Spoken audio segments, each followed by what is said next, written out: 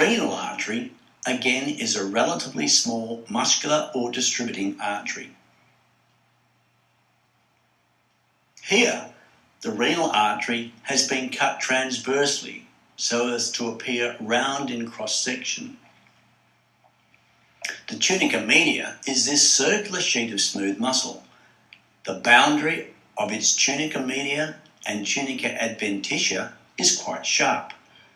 The tunica adventitia is as thick as or a bit less than the tunica media. Note the internal elastic membrane appearing as a wavy pink line, probably because the vessel has slightly contracted. The thin intima is absent in most parts, but where present, you can see the elongated nuclei of endothelial cells.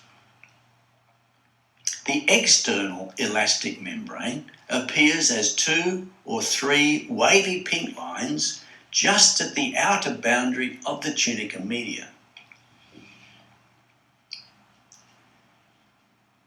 Now here is another section of the renal artery in the kidney stained with iron hematoxylin, but the tunica media is more contracted than you saw in the previous section. I know this because if I look very carefully at the nuclei of smooth muscle cells within the tunica media, they display a corkscrew morphology indicating the muscle cells are contracted. Also, the internal elastic lamina, and so the tunica intima, is extremely folded. Down in this corner of the image, the clear, light, brownish wavy line is the external elastic lamina. So as we progress down to smaller arteries, the tunica intima is merely a very thin endothelium.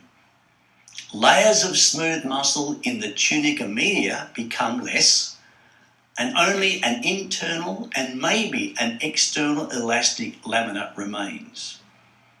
The tunica adventitia is also diminished.